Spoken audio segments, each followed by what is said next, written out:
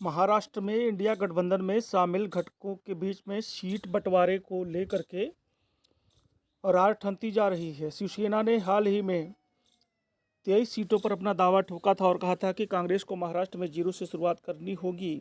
इसके बाद कांग्रेस की बारी आई। देश की सबसे पुरानी पार्टी ने महाराष्ट्र की 22 सीटों पर अपनी तैयारी शुरू कर दी। पार्टी अध्यक्ष मल्लिकार्जुन खड़गे और राज्य शीर्ष नेताओं के बीच में एक बैठक के बाद 48 लोकसभा सीटों में से 22 पर उम्मीदवार उतारने की तैयारी शुरू कर दी गई है।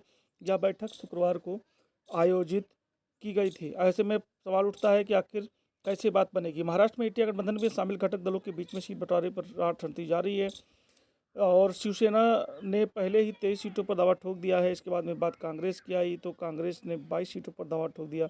ऐसे में सवाल उठता है कि जो एनसीपी है यानी कि शरद पवार की पार्टी, वो कितनी सीटों पर लड़ेगी, उसके लिए क्या कोई सीट बचती है। इसके अलावा प्रकाश अम्बेडकर की पार्टी है, उसको लेकर के भी बात है, क्या उसको भी कोई सीट मिलेगी। ऐसे में वहाँ पर बात बनती हुई नहीं दिख रही है। वहाँ पर कांग्रेस अपना दावा कर रही है, शिवसेना अपना दावा कर रही है।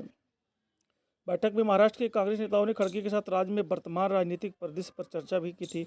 उन्हें पार्टी के लिए गढ़ मानी जा रही सीटों पर एक रिपोर्ट दी। सूत्रों के मुताबिक कुछ नेताओं ने सुझाव दिया कि कांग्रेस को लोकसभा चुनाव में राज्य की 30 सीटों पर चुनाव लड़ना चाहिए। इसके अलावा सूत्रों ने कहा कि शीर्ष नेताओं में से एक ने यह सुझाव दिया कि पार्टी को से कम 22 सीटों पर चुनाव लड़ना चाहिए, जहां उसके जीतने की अच्छी संभावना बन रही है।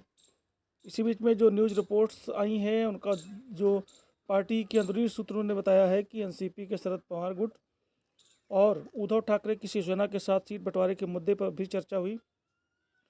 कहा जाता है कि कांग्रेस नेताओं ने खड़गे को बताया कि एनसीपी में अजीत पवार के विद्रोह और एकनाथ शिंदे के कारण शिवसेना में हुए विभाजन के बाद किसी भी सहयोगी दल के पास अपना पारंपरिक चुनाव चिन्ह पर नियंत्रण नहीं है। सिर्फ कांग्रेस के पास ही अपने चुनाव चिन्ह पर पूरा कंट्रोल है। सूत्रों का कहना है कि खड़गे और राज्य के नेता प्रत्येक निर्वाचन क्षेत्र की स्थिति के आधार पर सहयोगियों के साथ कुछ सीटों के साथ आदान प्रदान की संभावना पर भी विचार कर रहे हैं। अब देखना है कि शिवसेना आधी सीटें मांग रही है, आधी कांग्रेस मांग रही है, एनसीपी वैसे मांग रही है। क्या कोई गठबंधन, महागठबंधन में लोग शामिल हैं?